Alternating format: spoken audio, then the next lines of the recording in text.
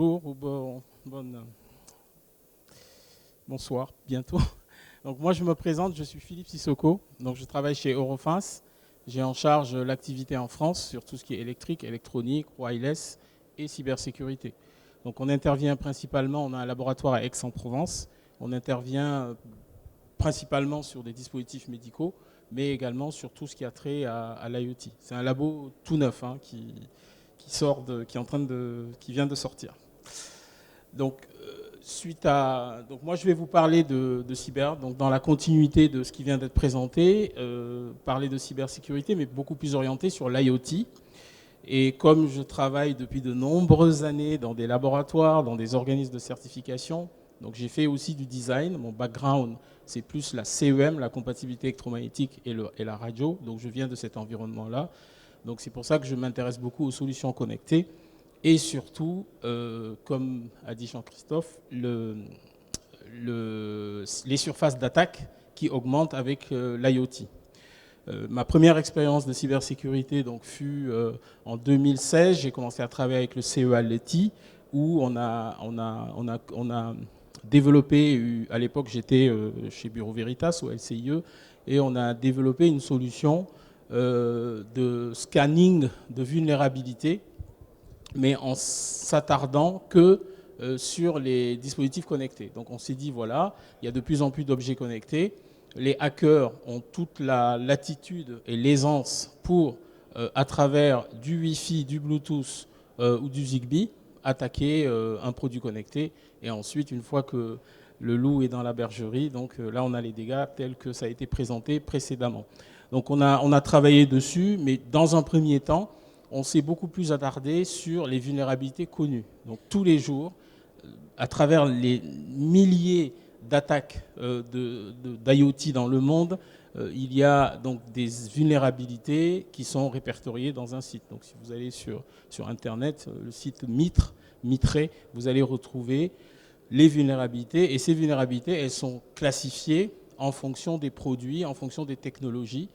Donc nous, on a essayé de se fixer sur la partie connectée et on s'est dit, voilà, on va essayer de créer un scanner qui va reproduire ces vulnérabilités, mais comme il y en a profusion, on s'est dans un premier temps attardé davantage sur les vulnérabilités qui étaient les plus critiques pour le Bluetooth, le Wi-Fi, ainsi de suite. Par exemple, une qui m'avait assez marqué, c'était sur le Bluetooth, au moment de quand vous faites de l'apairing, quand vous connectez deux objets connectés via la technologie Bluetooth, il y avait une vulnérabilité qui permettait à un hacker de pouvoir s'introduire pendant ce court instant où vous faites la pairing des deux équipements. Il y a eu aussi Philips qui a eu de gros problèmes sur des technologies, des bulbes pour des luminaires, avec la technologie Zigbee, pareil, problème de clé, mal verrouillé, donc il y avait aussi des possibilités de hacker tout le système qui pilotait les bulbes qui sont utilisés dans le cadre de la domotique.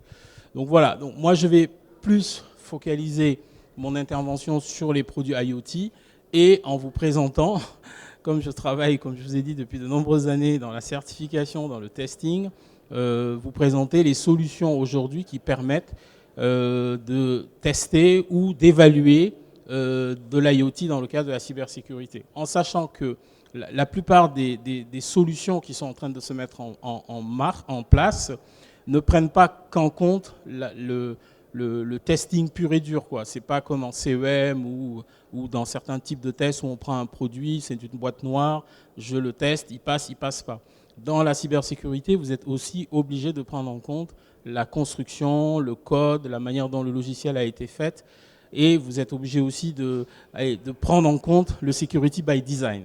Aujourd'hui, le security by design est de plus en plus pris en compte, même dans ces réglementations qui vont parler d'évaluation et de certification. Et l'objectif, c'est de tendre vers la security by default, c'est-à-dire faire en sorte que tous les produits, de par leur conception, ils puissent tenir un certain nombre de critères vis-à-vis de leur résistance et de leur robustesse par rapport à la cybersécurité. Donc tout d'abord, je vais faire un rapide tour de ce qui existe dans le cas des objets connectés. Donc on a des objets connectés, on a les réseaux, on a les plateformes et ensuite on a les applications. Cloud, tout ça comme on a parlé tout à l'heure. Ensuite, donc ça c'est la plupart des acteurs. Donc ça c'est une étude que j'ai reprise qui donne cette segmentation avec d'un côté donc l'IoT. Hein, donc mon intérêt, enfin moi ce qui m'intéresse c'est plus la partie IoT qui est à droite, mais l'IoT lui-même est connecté à des réseaux, à des applications, à des systèmes et ensuite est connecté au cloud comme on l'a vu précédemment. Dans le cas des technologies radio, il existe plusieurs types de technologies. Bien sûr, on a tous connu la technologie filaire. Et ensuite, petit à petit, se sont développées ces technologies radio. Dans les technologies radio, on va retrouver des technologies de faible portée et ensuite, on va avoir des technologies de longue portée. Sur certaines technologies de faible portée, on y a associé également des technologies telles que Low Power WAN, type LoRa, Sigfox, ainsi de suite, pour essayer d'utiliser soit des canaux disponibles dans des bandes de faible portée, ou carrément, il y a aussi dans le LTE, on va utiliser un certain nombre de canaux pour envoyer des informations qui nécessitent pas qui sont assez étroites quoi, en termes de débit. Donc voilà, en résumé, on va avoir des réseaux satellitaires, des réseaux de longue portée et tout ce qui va être de courte portée. Donc ce schéma résume bien aujourd'hui les différentes technologies. Et donc, à travers l'usage de l'ensemble de ces technologies, on augmente les surfaces d'attaque. Donc ça veut dire qu'aujourd'hui, ici dans cette salle, il y a énormément d'objets connectés, il y a du Wi-Fi, il y a du Bluetooth, il y a peut-être du RFID, on a du contactless, du paiement sans contact. Donc tous ces types d'objets connectés vont faire que les surfaces d'attaque, on va les augmenter. Donc ça veut dire qu'on peut devenir de plus en plus vulnérable par le fait que les hackers peuvent assez facilement pénétrer ces objets connectés. Donc tout à l'heure, il a été donné des exemples. Pour moins de 50 €, on arrive à monter une radio programmée ou associer un certain nombre de kits radio qui vont permettre d'aller attaquer directement des objets connectés. Voilà. Et donc, en plus, les objets connectés augmentent. Donc, on voit une augmentation sur tout ce qui est sans licence, le LPW, le LP1, tout ce qui est LoRa, Zigbee, ainsi de suite. Et on a aussi la partie LAN, tout ce qui est Wi-Fi, Bluetooth, qui augmente de plus en plus. Aujourd'hui, il m'a semblé que les technologies qu'on retrouve le plus actuellement, je fais fi de tout ce qui est cellulaire. Je parle vraiment des appareils de faible portée. On va rencontrer beaucoup de Bluetooth aujourd'hui dans les applications de tous les jours. Dans l'hôpital, par exemple, nous qui travaillons beaucoup sur les dispositifs médicaux, on rencontre énormément les technologies type Bluetooth et le RFID dans les applications de type médical. Et aujourd'hui, le RFID également est très utilisé pour tout ce qui est paiement sans contact. Donc, si on veut que ça marche, bien sûr, il y a deux aspects. Il y a un premier aspect à prendre en compte au niveau du design. Donc, on a parlé tout à l'heure de security by design.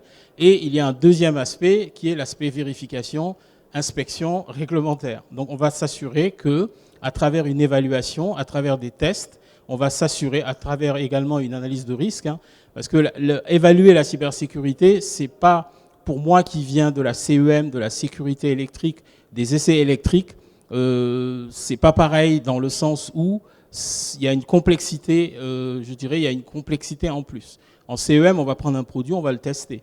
Bon, maintenant, on nous demande aussi de faire de l'analyse de risque, notamment quand il y a des produits connectés, plus dans le domaine du dispositif médical. Mais en sécurité électrique, pareil, on va faire des tests électriques, du diélectrique, de la continuité de terre, de l'IP et de tout ce qu'on veut. On va faire aussi, bien sûr, de la construction.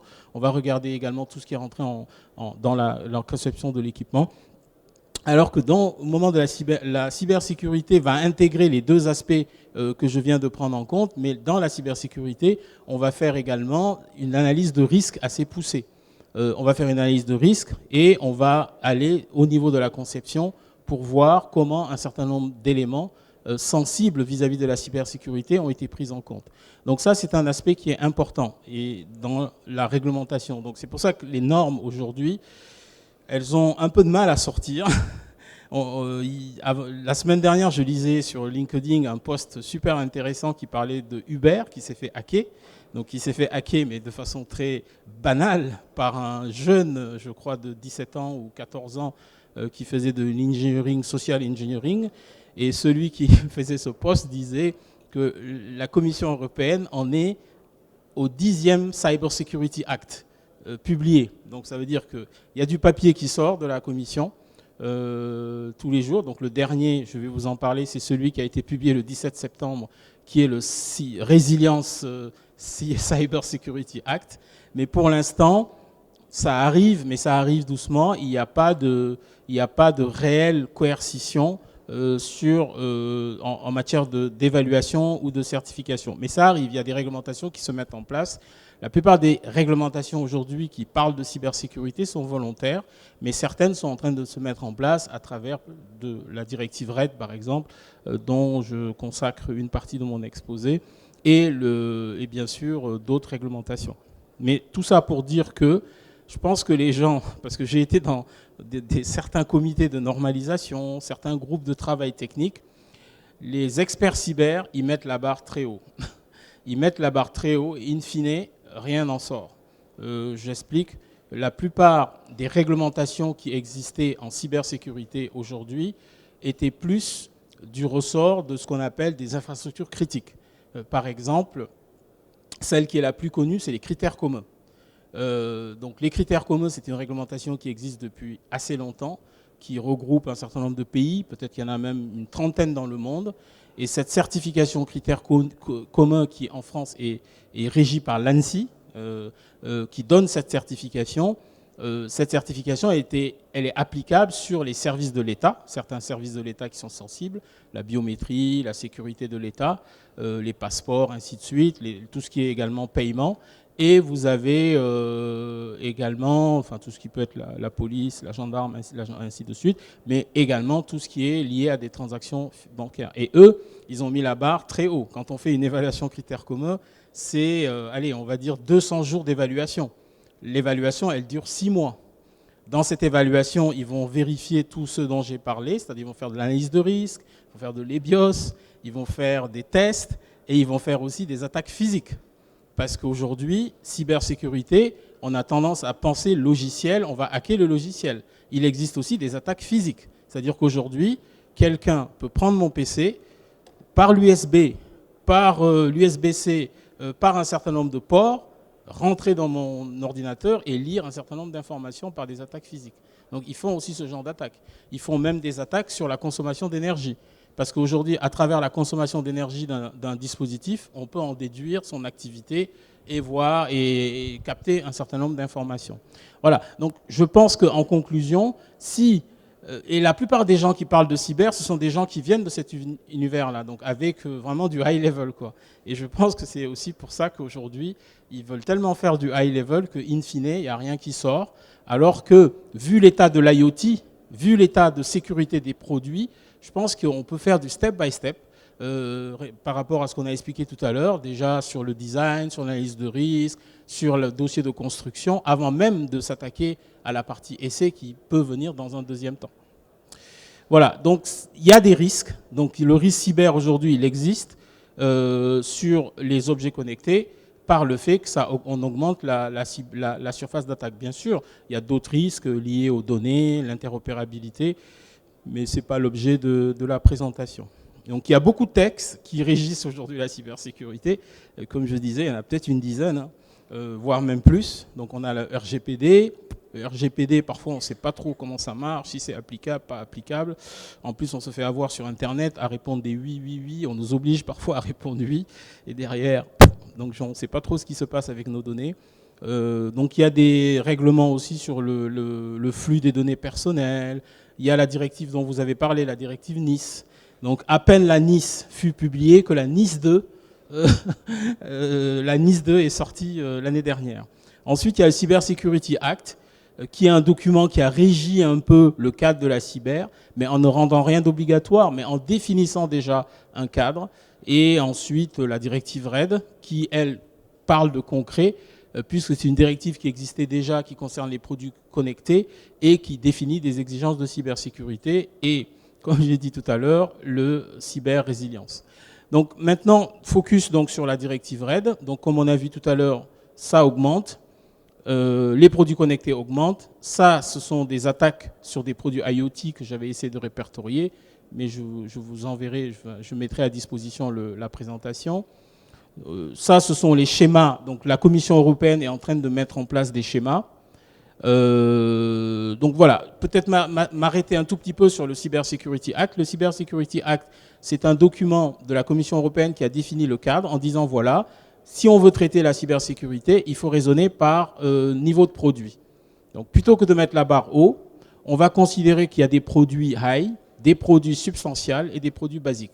Donc tout dépend du lien par rapport à la sécurité des produits. Une prise connectée, c'est clair qu'elle va être dans du basique parce que l'aspect sécurité n'est pas hyper important par rapport à la prise. Une gateway ou une box Wi-Fi, là, ça commence à devenir important. Si on me hack ma box, ainsi de suite. Donc là, peut-être qu'on va se mettre dans du substantiel. Et un appareil de biométrie, le véhicule autonome, un dispositif médical, peut-être qu'il va être dans du high. Donc selon la classification du produit, on va définir des exigences de plus en plus sévères en montant, en passant de basique à high. Donc ça, c'est ce que le Cyber Security Act a défini.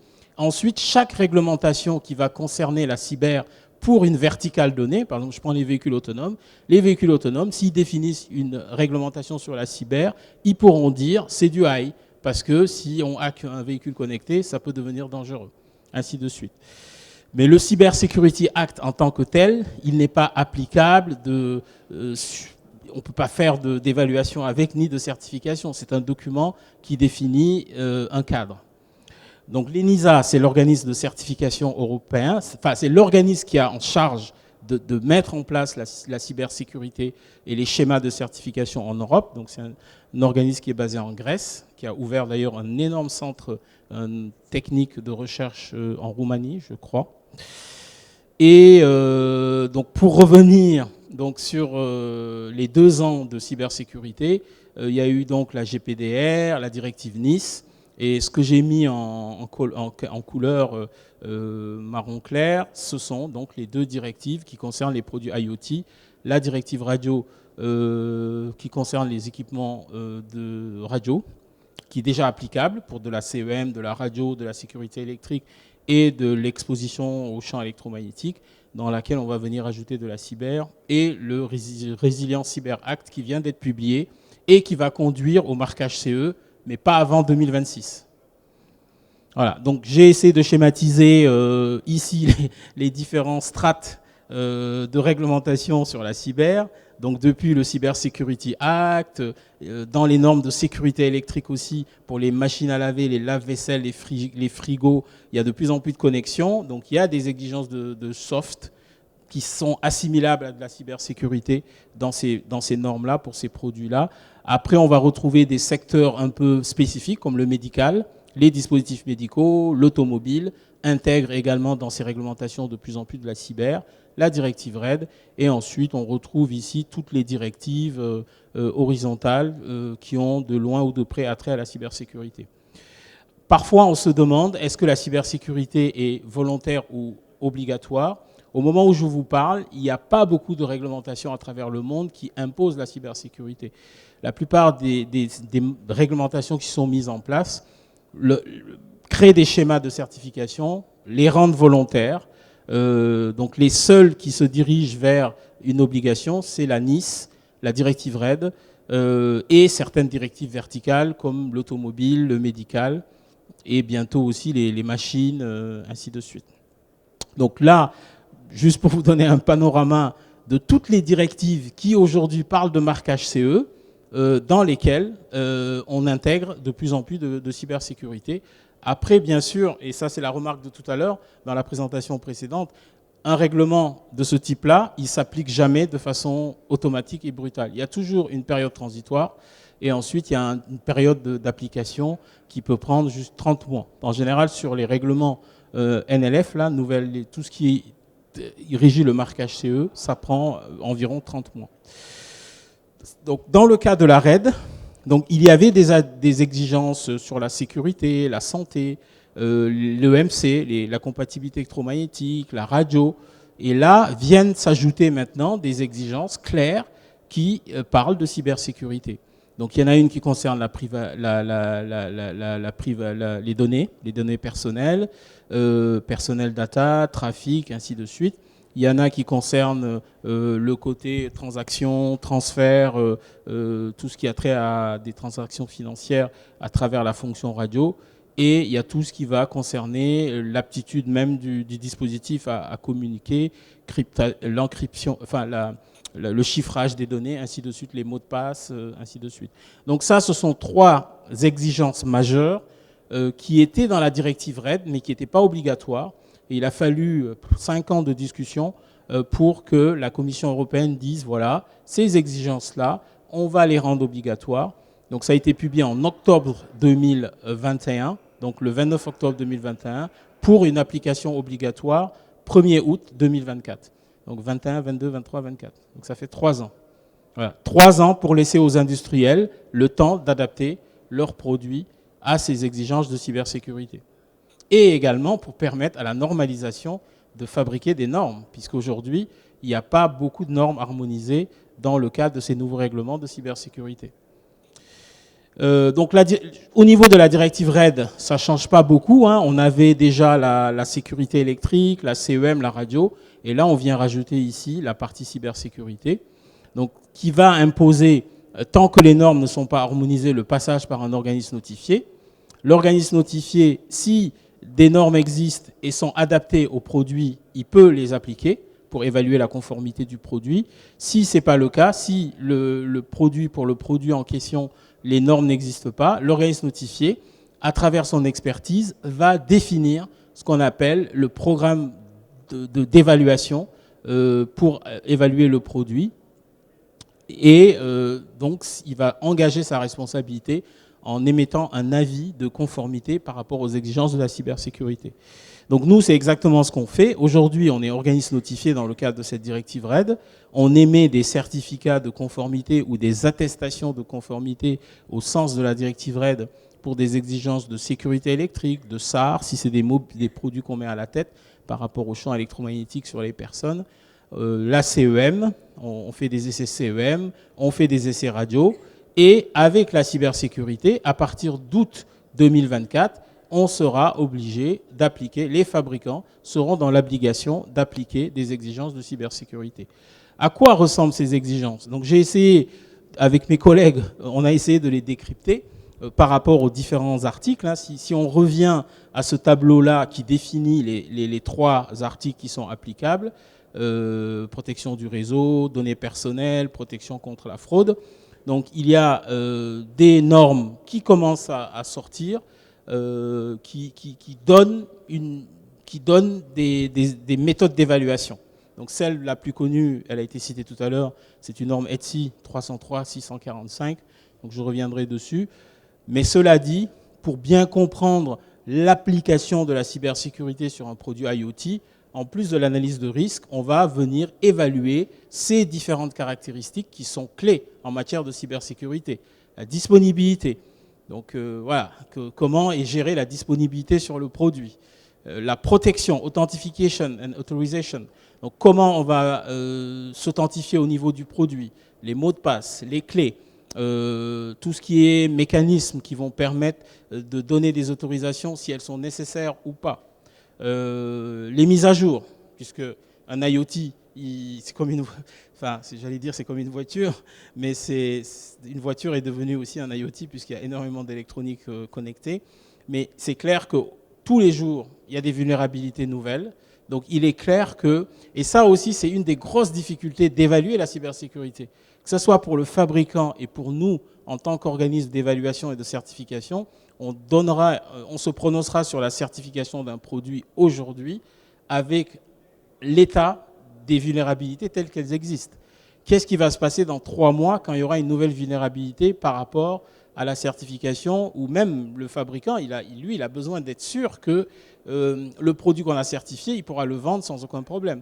Donc ça veut dire que nous, en tant qu'organisme de certification ou d'évaluation, on se doit de faire une veille réglementaire, de suivre les vulnérabilités et en cas de modification ou de nouvelle vulnérabilité, de rappeler le client et de lui dire attention, il y a une nouvelle vulnérabilité qu'il faudra prendre sur votre Bluetooth, sur votre Wi-Fi qui est sortie la semaine dernière. et avec le risque que ça comporte. Donc c'est pas évident. Et si je fais le pendant avec les assurances, c'est actuellement on marche sur des œufs, quoi. Donc les assurances, elles se disent oui, mais qu'est-ce qui me garantit que dans 6 mois, dans 3 mois, le produit qu'on a évalué, sur lequel on a donné une certification, il n'y a pas un risque. Donc voilà, donc c'est très important les mises à jour. Après, sujet dont on a beaucoup parlé dans les 2 présentations, les surfaces d'attaque, comment on va protéger le produit, comment on va protéger les surfaces d'attaque, donc tous les canaux de communication, de transmission qui vont permettre de rentrer dans le produit. Voilà. Donc c'est comme les histoires de maison, hein. Donc si vous fermez la porte, vous mettez une 2e porte, vous mettez une 3e porte, à un moment donné, le voleur il va se décourager, quoi. Donc c'est un peu ce qu'on essaye de faire. Malheureusement, dans une maison, on ne va pas s'amuser à mettre plusieurs portes, mais en tout cas, en matière de protection, il faut augmenter le niveau de protection pour décourager les hackers, quoi. Ensuite, il y a tout ce qui concerne la data protection, les données personnelles. Donc, il y a un certain nombre de protocoles. Nous, on a mis en place en interne, donc ça, c'est mes collègues aux Pays-Bas et en UK qui font ça. Ils ont des scanners, des méthodes d'évaluation. Ils font aussi ce qu'on appelle du pen test. Je ne sais pas si vous avez déjà entendu parler de ce terme-là. Le pen test, ce sont tous les tests qu'on va imaginer quand un hacker prend un produit. Par exemple, si un hacker prend mon PC, quels sont les essais typiques qu'il va faire pour essayer d'obtenir des informations auprès du PC. Donc, on va faire ce qu'on appelle du pen test. Ce sont des tests qui peuvent être faits sur un produit et complètement différemment sur un autre produit. Ensuite, il y a tout ce qui est logging. Après, selon la spécificité du produit, on peut appliquer un certain nombre de tests. Donc, il y a beaucoup pas de l'à peu près, mais il y a beaucoup de tests et d'évaluations qui sont faites en fonction des caractéristiques du produit. La norme, elle va définir un certain nombre d'exigences, mais la façon dont vous allez l'appliquer va dépendre du produit et des fonctions principales, les fonctions critiques. Voilà. Donc ça, ce sont les différents items de la directive RED. Et actuellement, le gros travail, c'est la normalisation. Donc la normalisation, elle est en train de préparer, de fabriquer des normes harmonisées pour qu'on puisse évaluer. Parce que si un des critères de la normalisation, de la certification, c'est de pouvoir assurer une reproductibilité. Il faut que ce que j'applique aujourd'hui sur un produit, si demain je refais les essais ou dans quelques mois, je puisse refaire exactement les mêmes essais et avoir les mêmes résultats. Ou quand il s'agit d'une évaluation, faire la même évaluation. Donc là, actuellement, le Senelec et l'ETSI sont en train de fabriquer des normes, ils sont en train de préparer des normes. Et selon les prévisions, les premières normes arriveront courant 2024. Donc pas avant 2024. Donc ça veut dire qu'en attendant 2024, si on veut évaluer ce type de produits qui sont dans le champ d'application de la directive RED, c'est-à-dire tout ce qui nous accompagne, hein, le PC, la Smart TV, la Gateway, ainsi de suite. Si on veut évaluer ce type de produit, l'organisme notifié, il est obligé de prendre en compte des exigences qui couvrent en partie cela pour avoir quelque chose qui représente au mieux l'esprit de la directive RED. Donc actuellement, il y a une norme qui est sortie depuis quelques années, ça fait maintenant 2-3 ans. Cette norme, elle définit un certain nombre d'exigences qui vont dans le sens de la RED, mais certains trouvent qu'elle est encore générale et qu'elle n'est pas spécifique vis-à-vis de certains produits. Mais ce qui est clair, c'est que dans cette norme, qui est gratuite, hein, que vous pouvez retrouver sur Internet, sur le site de l'ETSI, il y a 13 recommandations en matière de cybersécurité. Et l'avantage aussi de cette norme, c'est qu'elle a fait une classification selon la criticité des fonctions de sécurité du produit. Donc on ne va pas appliquer les mêmes exigences sur une prise connectée que sur une gateway ou sur un pacemaker. Ensuite, plus on monte dans la criticité du produit et de l'impact de la cybersécurité sur le produit, plus on va tendre vers les 13 essais. Donc c'est cumulatif. Voilà. Donc aujourd'hui, cette norme, c'est la norme la plus, je dirais, utilisée en matière de cybersécurité quand on veut évaluer. Nous, on commence à faire des évaluations à partir de cette norme-là. en s'appuyant également sur ces documents techniques qui sont des guides qui permettent de voir comment on va déclarer la conformité du produit par rapport à des tests. Voilà, donc ces 3 documents vont ensemble pour permettre d'évaluer un produit IoT. Donc en attendant que le Sénélec et l'ETSI sortent des normes qui soient plus appropriées. Donc eux, ce qu'ils veulent faire, c'est créer des normes par famille de produits. Donc là, il y a une classification qui est en cours, puisque tous les produits IoT n'ont pas les mêmes fonctions de sécurité, n'ont pas les mêmes buts. Donc ils sont en train de faire une classification. Et en fonction de cette classification, ils vont définir des exigences, toujours en couvrant la disponibilité, l'authentification, l'autorisation, les mises à jour, ainsi de suite.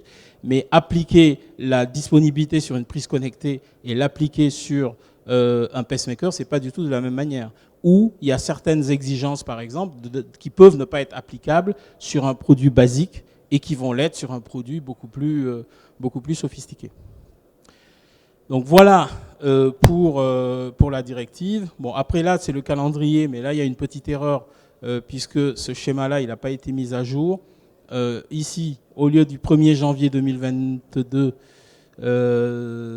c'est le 6, c'était juin 2000. Donc du coup, en fait, in fine, au lieu de s'appliquer en juin 2024, la directive deviendra obligatoire. Il y a un décalage de 3 mois.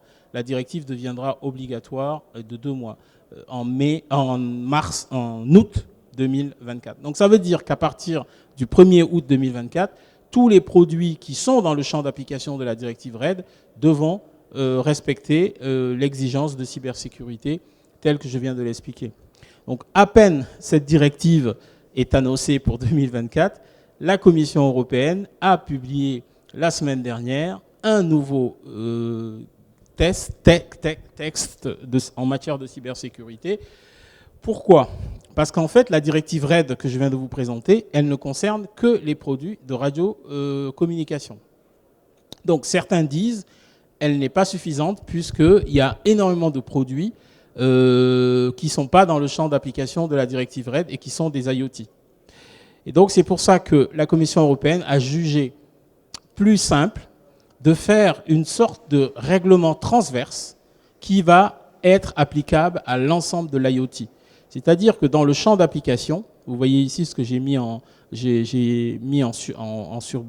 marron ou en marron clair, dès l'instant où le produit a du numérique, a du hardware ou du software, donc il va être concerné par ce Cyber Resilience Act. Donc à long terme, c'est-à-dire que cette réglementation, bien sûr avec tous les calendriers que je viens de vous expliquer, période transitoire, les 30 mois, ainsi de suite, elle ne sera pas applicable avant 2026. Donc en attendant, à partir du 1er août 2024, c'est la directive RED qui sera applicable sur les produits seuls concernés par la directive RED. Je parle bien de l'IoT. Hein. Ça ne veut pas dire la NIS va être applicable sur les produits type infrastructure critique, ainsi de suite.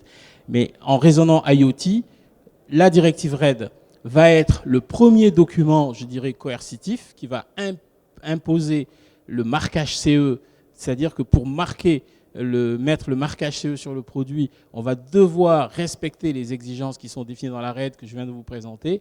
Et à partir de 2026, ce Cyber Resilience Act, si on regarde bien, son scope, il couvre un certain nombre de produits connectés, hardware, software. Donc à partir de 2026, vous voyez, c'est pas... voilà, minimum, j'ai dit au plus tôt, premier trimestre 2026, quand il sera applicable, c'est clair que d'ici là, la directive RED, ce document va surplanter la directive RED. Mais je pense que d'ici là, il y aura un certain nombre de normes harmonisées, puisque la plupart des normes harmonisées, comme je viens de l'expliquer, sont annoncées autour de 2024. Donc c'est court, hein, ça veut dire, on a une directive qui va devenir obligatoire en août 2024, et les normes, la plupart, sont annoncées à partir de 2024. Mais ce qui va se passer en attendant, et c'est ce qu'on font la plupart des... Moi, je suis dans une association avec mes collègues, on est dans l'association des organismes notifiés européens. Aujourd'hui, on raisonne beaucoup à partir de ces 3 normes-là sur l'IoT. Donc pour nous, et pour nous, beaucoup, quand je dis nous, c'est les Aureis Notif et un certain nombre de fabricants qui ont déjà commencé à regarder leurs produits par rapport à la cyber. La plupart, et même certaines réglementations dans le monde qui sont encore volontaires, il y en a à peu près 13, il y a 13 pays qui ont mis en place des réglementations sur la cybersécurité. La plupart d'entre elles imposent, demandent ces 3 normes pour la cyber. Et donc nous, on commence à avoir des demandes d'évaluation. J'ai un fabricant qui est dans l'audio-vidéo qui nous a dit, voilà, nous, on a une famille de je ne sais plus combien de produits. On veut déjà savoir comment nos produits se comportent vis-à-vis de la cyber. On fait des choses. Cette société, c'est une grosse société qui a des experts cyber en interne. Ils ont déjà pris un certain nombre de choses, security by design, mais ils veulent savoir comment leurs produits se situent par rapport à ces exigences de la directive. Nous, ce qu'on leur propose aujourd'hui, c'est un programme d'essai. Bien sûr, on reprend les principales exigences qui sont définies ici. Donc, en fait, step 1, le step 1, c'est ça. Donc ça, c'est prendre en compte les exigences telles qu'elles sont définies dans la directive. Mais vous voyez, ça reste très abstrait et très général. Ensuite, de là, fonction de transfert, on est arrivé à ça. On s'est dit, voilà, les 3 principales exigences de la directive, voilà comment on les décrypte en termes d'assessment, d'évaluation et d'essai. Voilà. Mais et à partir de ça, une fois qu'on a dit voilà les principaux exigences, les principales exigences de la RED telles que c'est défini, on va piocher, donc step 3, on va piocher dans ces normes-là qui donnent des méthodes d'évaluation sur la viability, sur la protection des données personnelles, ainsi de suite, et on applique sur un produit. Voilà aujourd'hui la méthode qu'on utilise, en attendant qu'il y ait plus de normes harmonisées spécifiques à des environnements donnés. Donc, on prend la directive, on dit voilà, elle a 3 items.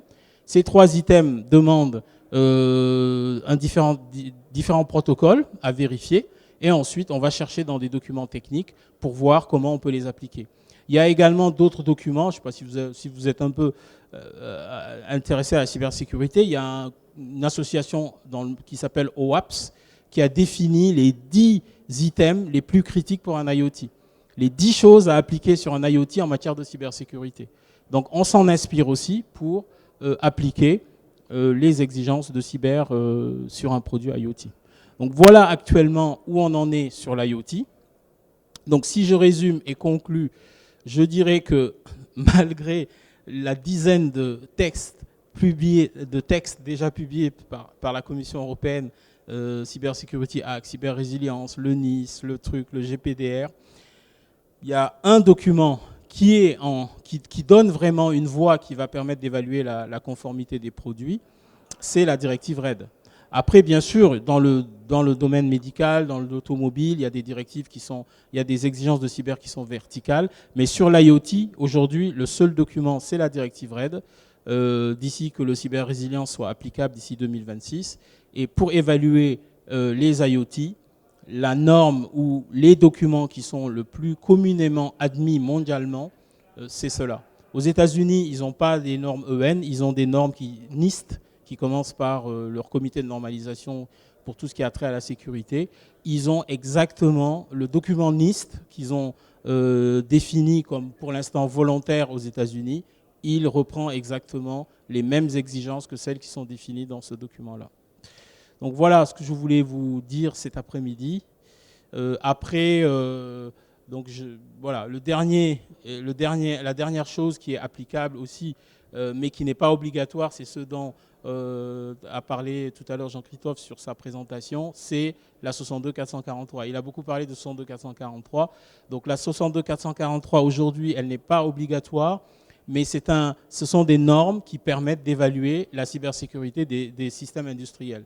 Aujourd'hui, c'est la norme, même sans l'appliquer en totalité, c'est ce que me disait Jean-Christophe avant la présentation, même sans l'appliquer en totalité, elle peut définir une méthodologie au niveau de l'entreprise de prendre en compte la cybersécurité.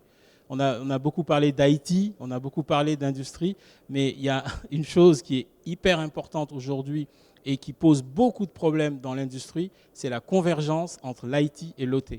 Donc jusqu'à présent, c'était deux différences. C'est pour ça la question tout à l'heure, qui doit dépendre le RSI, c'est ça bien sûr, la direction. Parce que l'IT, les IT sont câblés IT.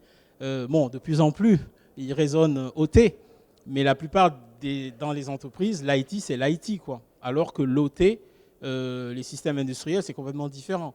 Mais depuis qu'on a connecté l'IT et l'OT, les problèmes, on commence. Donc, je peux vous rappeler l'année dernière, je crois que c'était en début d'année 2021, il y a eu un énorme hacking aux États-Unis du Colonial Pipeline. Simple, un hacker, il a tout simplement, par le réseau OT, il est rentré dans l'IT. Et tout le système de carburant de la côte Est aux États-Unis a été paralysé pendant plus d'une semaine. Voilà. Pourquoi? Parce qu'on mélange, on connecte l'OT à l'IT, mais sans se préoccuper des risques potentiels qui sont ramenés par... voilà. Et donc, juste pour donner une overview de cette norme-là, c'est une norme qui est de plus en plus appliquée. Elle est volontaire, mais la plupart des gros industriels l'appliquent, les Schneider, les ABB, donc tous ceux qui vont livrer des systèmes pour des process industriels. Donc, c'est une norme qui se décompose en trois, avec une partie produit, une partie système, intégration, et une partie infrastructure. Donc, chaque brique est dans chaque brique, dans chaque norme, on va définir des briques d'exigence avec des niveaux de sévérité selon la fonction du produit. Voilà, donc je vous remercie pour votre attention. Si vous aviez des questions, je répondrai. Merci.